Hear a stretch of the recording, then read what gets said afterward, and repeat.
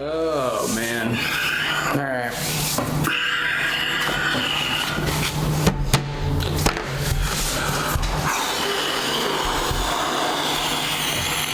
I think the time's come.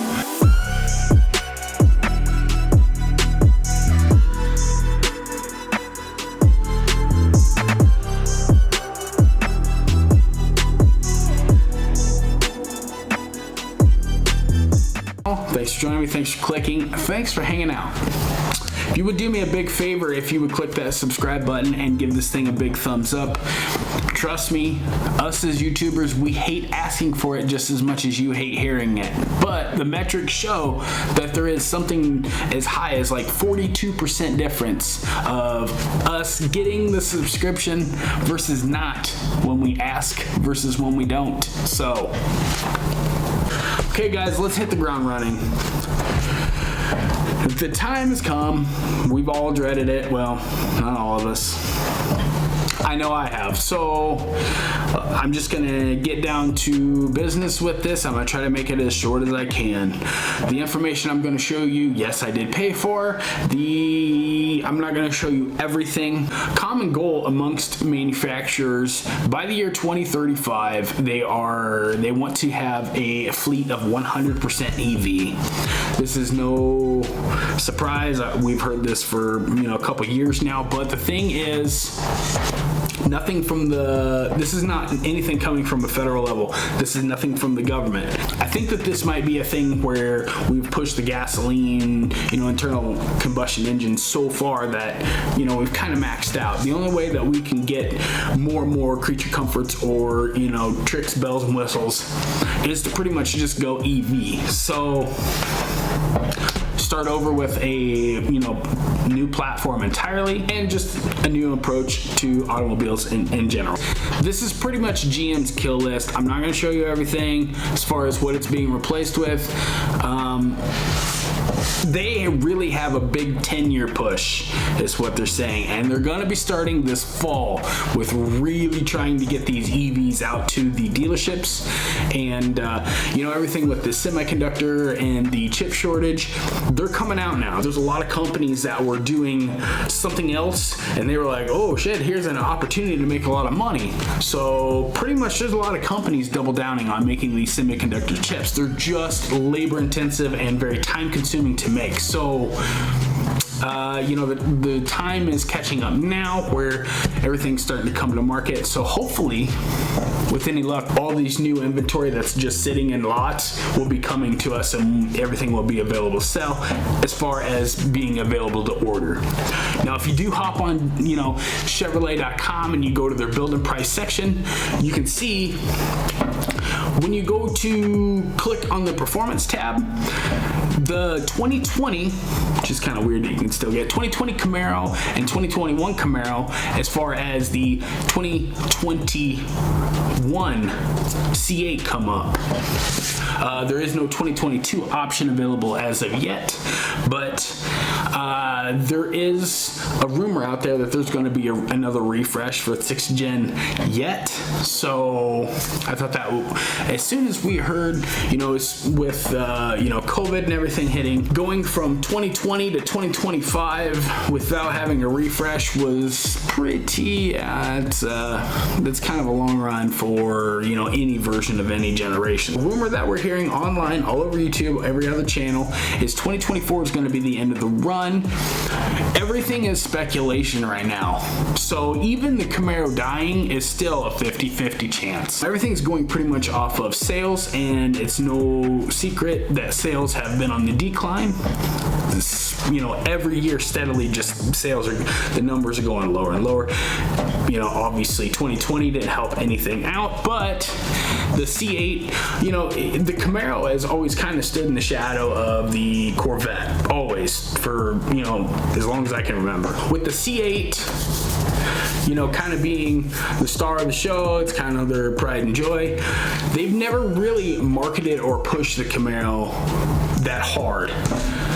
So this kind of doesn't surprise me as far as where the sales are, where everything's at. When I went to go buy my car, and I was comparing this to it had a Sebring Orange C7 Grand Sport, and even then, I got everything that the Corvette had, minus the SMC body and the looks and aesthetics, obviously, but they were both manual, they both had magnetic ride, both had the E-Def, and with the Camaro, I got the TR6060 with no lift shift, and I got the Recaro seats. So I got a little bit more, sacrificing going to a steel body, with less of a fancier model. So, but the Camaro was a better buy, and it was for like 20-some thousand less.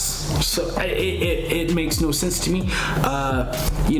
When 6th Gen Camaro was on the same lot as the 7th, C7 Corvette, it was the better buy. People that were hell-bent on buying the Corvette obviously bought the Corvette, but to me, when I sat there and compared everything and put a pencil to everything in the numbers, Camaro was way better buy. So that's why I ended up buying it. I kind of got excited for the 7th Gen, and then all of a sudden, here we are. So this doesn't surprise me with all the the videos going online, everybody buying a Tesla or whatever, the new Tesla Plaid coming out. They get in, get behind the wheel, they stab the throttle and squeal like a little dumbass. It doesn't surprise me where the market is going, to where it is. It's pretty much the vehicles with a utilitarian purpose, as far as SUVs, minivans, heavy duty trucks, everything that can multitask as far as hauling kids or hauling the family around and using as a work vehicle, as a daily driver. That's pretty much what's driving the market. So the sports car, supercar market is it's a very small part of the pie. So pretty much all the as far as like the Hellcats and the ZL1s and the ZR1s and the GT500s, those have just been a massive cherry on top. So we've just gotten lucky getting those. I was talking about this with a few other people that I know, as far as the horsepower wars, the horsepower numbers getting higher and higher and higher, and all the tech, and as far as the suspension technology, and just the cars getting easier and easier to drive, faster and faster. All good things come to an end, right? If you're hell-bent on sticking with the internal combustion engine, like I am, you've got options. There are a ton of, if you're a DIYer and you're mechanically handy or mechanically inclined, there's a ton of awesome kit cars, which these drivetrains can just, swap right into. Not really a turnkey, couple hundred hours of build time, and you're on the road with a brand new car. The aftermarket parts are going to support for decades to come. So I don't know as far as price-wise goes, what that's going to do to the market. Time will tell. Anybody that can tell you that they can predict the future, they're a liar. And you're just going to have to wait and see. The common goal being amongst manufacturers, 2035, it's 2021. We've got 14 years. So they could easily get another 3 generations in if they really wanted to. Cadillac does have the Alpha 2 chassis out already, and as far as I'm aware, there are no EV Cadillacs out. So they do have the CT5 Blackwing coming out. I almost got an allocation for one. So, but it's pretty much just a Camaro ZL1 in a 4-door version. Is a Camaro going to die off? It is a 50-50 shot. Everybody is talking like it's already dead. It's a 50-50 shot. I think the manufacturers are just putting this information in our face and getting our reaction from it. If the sales pick up and everything is on the incline, which I don't see why it wouldn't, as far as new inventory being released, every dealership and lot that I go to, it's still pretty bare. I don't see any Camaros or any C8s sitting on the lot. I'm also going to add that everything that I read, nobody has tied their name to. Nothing has came from GM time will tell. There is speculation that they are going to talk on it soon. I know that they are going to have the Corvette coming out this fall of 2021. So it's probably, if we're going to get a new generation, this might be time, stir the pot a little, just get rumors, maybe kick a little dirt over that seed to see if they can't get it to germinate and turn into something, to see where the market needs to go. Because we vote with our money. If we don't like it and don't buy it, they won't make it. So, they are a business and they are here to make money. So it's going to be, everything right now is speculation, it's hearsay. So take it with a grain of salt.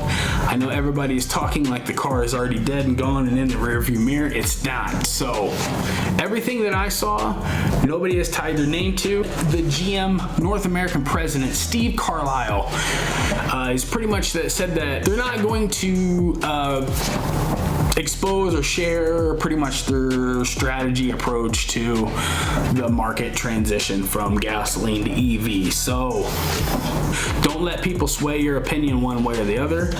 Could it go EV? Yeah, it could. Could it go gasoline? Yeah, it could. So I just thought I'd throw that out there. Hope you guys are having an awesome day. Don't forget to subscribe, and I will definitely catch you guys on the next one.